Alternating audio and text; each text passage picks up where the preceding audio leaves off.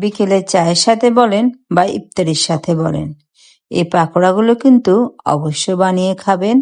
আসসালামু আলাইকুম everyone, welcome to cooking network.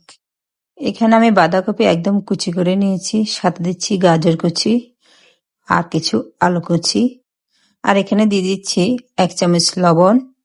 এবার এগুলাকে আমি মেখে নেব। মেখে নিলে একদম সফট আর নরম হয়ে যাবে।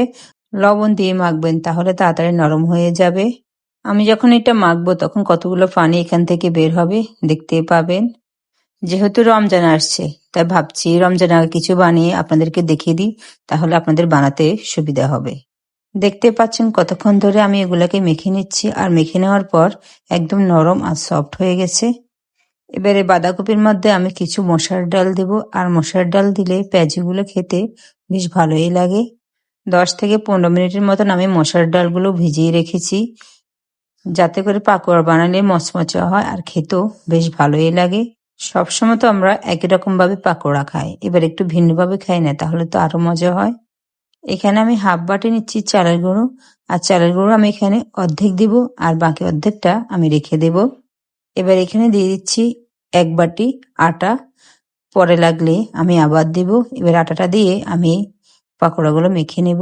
প্রথমে যখন আটা দিয়ে মাখবেন তখন একটু শক্ত মনে হবে, তবে মাখতে মাখতে একদম নরম হয়ে যাবে। আর দেখতে পাচ্ছেন কতগুলো পানি বাঁধাকপি থেকে বের হয়েছে। এবারে পানিটা করে আমি একসাথে মেখে নেব। আমি এখানে আরো 1 বাটি আটা আবারও দিয়ে দিচ্ছি। চালের গুঁড়োর পরিমাণটা একটু কমিয়ে দিয়ে আটার পরিমাণটা একটু বাড়িয়ে দিবেন, তাহলে এই পাকোড়াগুলো একদম আঠালো ভাব হবে আর ভাজার সময় একদম মচমচে থাকবে।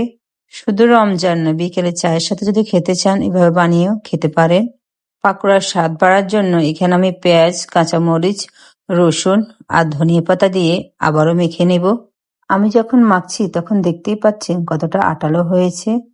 এই পাকোড়াগুলো বানাতে বেশি সময় লাগে না, অল্প সময়ের মধ্যে কিন্তু এই পাকোড়াগুলো বানিয়ে নেওয়া যায়। এখানে আমি কিছু মৌরি দিচ্ছি।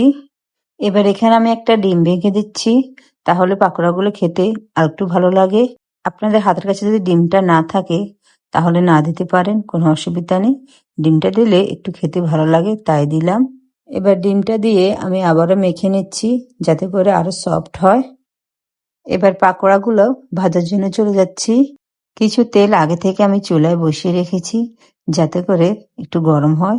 এবার এক এক করে সব পাকোড়া আমি তেলে দিয়ে দিব। পাকোড়াগুলো যখন দিবেন তখন হাতের দিকে অবশ্যই খেয়াল করবেন, যাতে গরম তেল হাতে লেগে না যায়। ডুবন্ত তেলে কিন্তু পাকোড়াগুলোকে ভাজতে হবে, তা না হলে মচমচে হবে না। এবার আমি আবারও উল্টিয়ে পাল্টিয়ে দিচ্ছি, যাতে করে 2 সাইড সমানভাবে হয় আর পাকোড়াগুলো মুচমুচে হয়। এই তো আমার পাকোড়া ভাজা শেষ। এবার আমি এক এক করে সব পাকোড়া উঠে ফেলছি আর আপনাদের সাথে পরিবেশন করছি। আজ এ পর্যন্ত, সবাই ভালো থাকবেন। আল্লাহ হাফেজ।